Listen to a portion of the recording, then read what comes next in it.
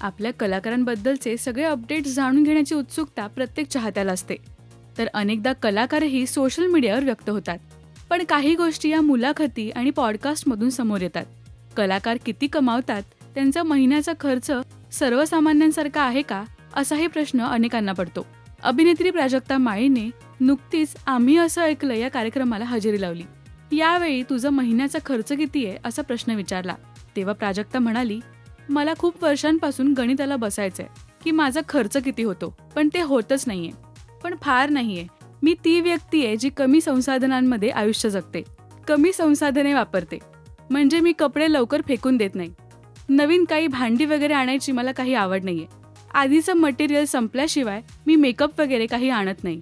असं सगळं असल्यामुळे कमी खर्च असावा, पण तरी आता कर्जाचे हप्ते असल्यामुळे लाखो रुपये असेल, असं ती म्हणालीये. पुढे तिने तिचं स्किन केअर रुटीनही शेअर केलंय. प्राजक्ता म्हणते, मी उत्तम जेवते.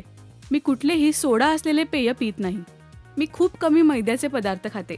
सोडा, मैदा, साखर बंद करा किंवा कमी करा. जितकं तुम्ही खाता तितकी तुमच्या शरीराची हालचालही झाली पाहिजे. मी असं गणित ठेवते की आज सुट्टी आहे आणि मी 2 चित्रपट पाहणार आहे, तर मी जागेवरून हलणार नाहीये. तर मी कमी खाल्लं पाहिजे. आज मी शूट करते तर मी व्यवस्थित भाजी, पोळी, वरण, ताक असा सगळा आहार घेते, कारण मला काम करायचंय. मी रोज सकाळी 1 चमचा तूप खाते आणि पाणी पिते. चौरस आहाराला मी महत्त्व देते. अत्यंत आनंदाने मी सांगू इच्छिते की रात्री 8 नंतर मी जेवत नाही. जेवण, जीवन पद्धती, पाणी पिण्याच्या तऱ्हा याचा सगळ्याचा जास्त तुमच्या शरीरावर प्रभाव होतो.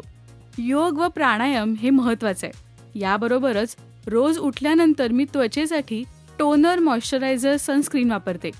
मेकअप करणार असेल तर आधी प्रायमर आणि मग मेकअप करते. रात्री झोपताना टोनर, त्यानंतर नाईट क्रीम किंवा तेल लावते. ह्या सगळ्या टिप्सही प्राजक्ताने शेअर केल्यात. तुम्हाला प्राजक्ताने साकारलेली कोणती भूमिका जास्त आवडली हे आम्हाला कमेंट्समधून नक्की सांगा. मराठी सिनेविश्वातील बातम्या, अपडेट्स आणि गॉसिपसाठी सबस्क्राईब करा राजश्री मराठी.